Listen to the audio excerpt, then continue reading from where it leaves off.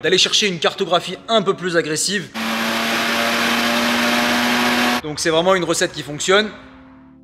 Salut à tous, bienvenue chez Gamma Speed Shop pour ce nouveau vlog hebdomadaire. Au programme cette semaine, Carto Full RX7 FD, celle-ci derrière moi.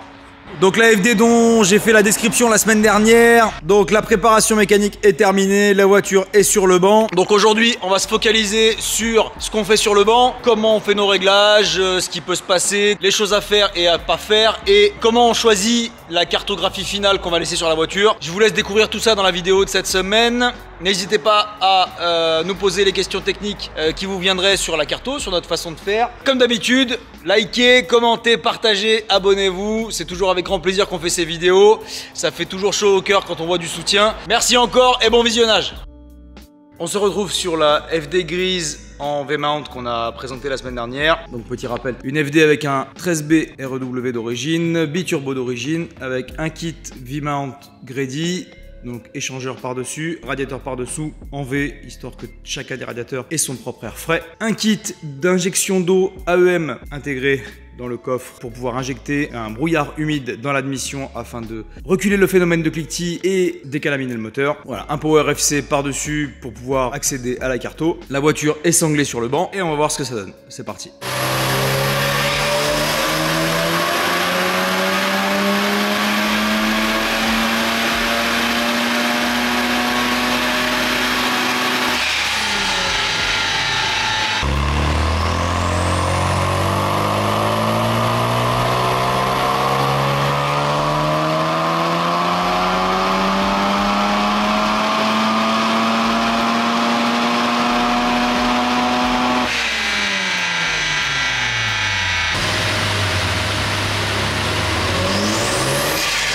Ok, la plus grosse partie de la carto est terminée. Donc, pour donner un peu plus de détails sur les cartos qu'on fait, donc là on peut observer sur l'écran plusieurs courbes. Alors, on va déjà expliquer la forme générale des courbes. Donc sur une RX7 en biturbo, donc séquentiel, comme je le disais, donc on a le premier turbo qui se met à charger aux alentours des 2500 tours. On a donc notre courbe de couple ici qui est relativement plane, jusqu'à environ 4200, 4300. Et là on a le turbo secondaire qui vient s'ajouter. Et là donc on a un regain de couple à mi-régime. Et ensuite, petit à petit, on a donc le couple maxi entre 4500 et on va dire 5800, 6000. Et après, qui dit biturbo d'origine dit des turbos qui sont faits pour fonctionner dans la plage de régime la plus utilisée par les propriétaires de RX7 d'origine, c'est-à-dire, on va dire, entre 2 et 5. Et après, ça commence tout doucement à s'affaisser. Donc, on arrive à corriger artificiellement ça grâce à l'électronique, donc en pilotant le boost controller, donc l'électrovanne de pression turbo. Au niveau de la puissance, du coup, même chose, hein, on a la puissance qui grimpe au niveau du premier turbo et le regain de puissance ici à mi-régime jusqu'à environ 7000, 7200 ici. Et à partir de là, on a vraiment la puissance qui s'effondre puisqu'on est ici sur un moteur d'origine avec un porting d'origine. Donc une petite parenthèse sur le porting. Donc le porting sur un moteur rotatif correspond aux lumières d'admission et d'échappement qui permettent donc au moteur de respirer, qui permettent au moteur d'admettre le mélange air-essence et de le laisser s'échapper.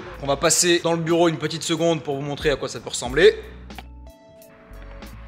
Nous voilà donc dans le bureau, donc avec une plate d'un 13B REW, donc un moteur de FD. Donc ça en l'occurrence c'est une plate avant, donc un moteur rotatif c'est un empilement de ces plates en acier et des housings, ce qu'on appelle des housings en aluminium, dans lesquels viennent tourner les rotors. Et donc le porting c'est ni plus ni moins que cette lumière ici, qui est en l'occurrence la lumière à l'admission. La lumière d'échappement se situant sur les housings, donc là on la verra pas ici. Mais en clair, c'est la forme de cette lumière qui va dicter comment va se comporter le remplissage du moteur à bas régime, à mi-régime et à haut régime. Là en l'occurrence sur cette plate là, le client nous a fourni ce moteur car il a subi une casse moteur, donc il nous a demandé de rattraper le porting qui a été fait sur son moteur. Donc là en l'occurrence on a un Bridgeport. Un Bridgeport c'est quoi? C'est non seulement vous avez la lumière ici d'origine qui est retaillée ici, mais la lumière d'origine par laquelle vient rentrer le mélange air-essence. Et en plus de ça, là normalement on est censé s'arrêter là, on est censé avoir cette lumière là. Et un Bridgeport consiste à ouvrir encore un petit peu, à ouvrir une deuxième lumière ici. Pourquoi bridge? Parce qu'on a bridge en anglais veut dire pont, et un pont, on a un pont ici qui permet à différents éléments de notre segmentation de venir glisser sans tomber dans le port d'admission, puisque sur le côté des rotors, on a tout un tas de pièces qui nous servent à faire l'étanchéité des chambres de combustion, y compris des joints qu'on appelle des corner seals, qui sont en fait des petites pastilles en acier cylindriques qui font un peu moins d'1 cm de diamètre et qui peuvent tomber dans le port d'admission si ce bridge si ce pont-là n'est pas créé. Voilà, donc ça c'est juste pour la petite parenthèse. Donc si on revient maintenant sur notre moteur d'origine, avec nos ports d'origine sur ce moteur, eh bien à partir de 7200, on ne remplit plus rien. Et même si les biturbos d'origine arrivent à maintenir une pression relativement constante jusqu'au rupteur, le moteur ne remplissant plus, eh bien on a notre courbe de couple et notre courbe de puissance qui s'effondrent. Voilà. Moralité sur une configuration comme celle-ci, donc en moteur d'origine et en biturbo d'origine, ça sert à rien d'aller faire hurler le moteur à plus de 8200, qui est le rupteur d'origine, hein. Sachant que comme on a notre couple qui s'affaisse, on peut monter jusqu'à 7005, 7008, mais de manière normale, et si on veut être le plus efficace possible, il vaut mieux passer le rapport plutôt que d'aller jusqu'à 8002 où il n'y a absolument plus rien, et là où,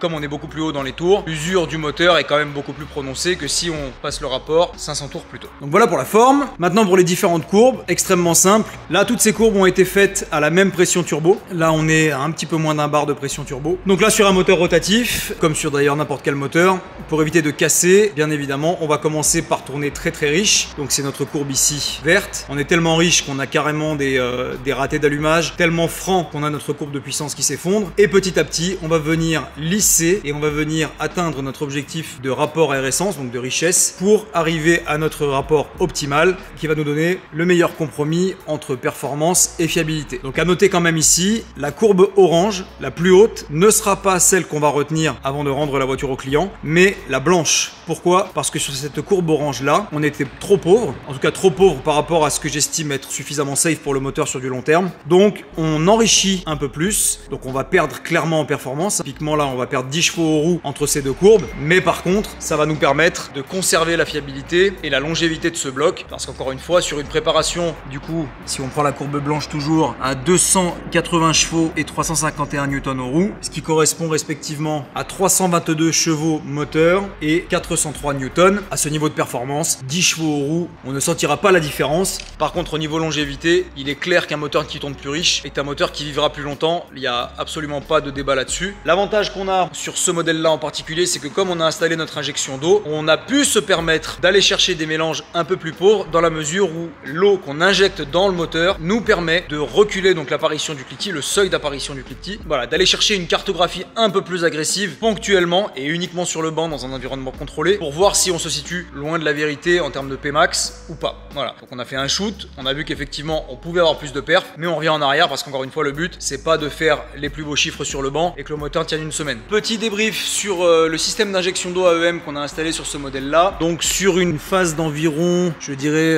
30 à 40 minutes de carto sur le banc, alors je parle uniquement des pleines charges vraiment sur la fin, on a dû manger donc entre 1 et 3 litres d'eau. Donc là il nous reste simplement à remettre un peu d'eau du robinet dans notre réservoir à l'arrière, totalement invisible je le rappelle, ça c'est vraiment le côté très sympa de ce kit. On m'a posé la question sur la dernière vidéo, très bonne question d'ailleurs, puisque donc ce réservoir qui s'installe en lieu et place du lave-glace arrière d'origine, quelqu'un m'a demandé mais du coup il n'y a plus de lave-glace. Si on garde le lave-glace, simplement le réservoir qui est à l'arrière d'origine c'est pour le lave-glace arrière uniquement, donc la buse qui se situe sur le haillon ici. Donc je pense qu'on peut tous s'accorder sur le fait que le lave-glace arrière c'est pas spécialement utile sur ce genre de voiture. Néanmoins le réservoir de lave-glace avant est toujours là, celui-ci il n'a pas bougé et il se situe ici. Donc on a bien le lave-glace fonctionnel à l'avant, donc pas d'inquiétude de ce côté-là. Et donc vraiment c'est un système qui fonctionne extrêmement bien. On a réussi à maintenir des températures à l'admission à 3 ou 4 degrés de plus que la température ambiante. Donc il fait assez chaud aujourd'hui, donc ça prend vraiment tout son sens. Et encore plus lors d'une utilisation soutenue où très clairement, même si on a un système V-mount Grady, donc extrêmement performant d'origine, il n'empêche qu'un moteur dans lequel on tape pendant de longues minutes, ça chauffe, la chaleur s'emmagasine dans toutes les pièces, y compris dans les échangeurs. Et c'est là où notre injection d'eau vient vraiment faire toute sa magie. C'est qu'à chaque fois qu'on tape dedans, on a de l'eau qui est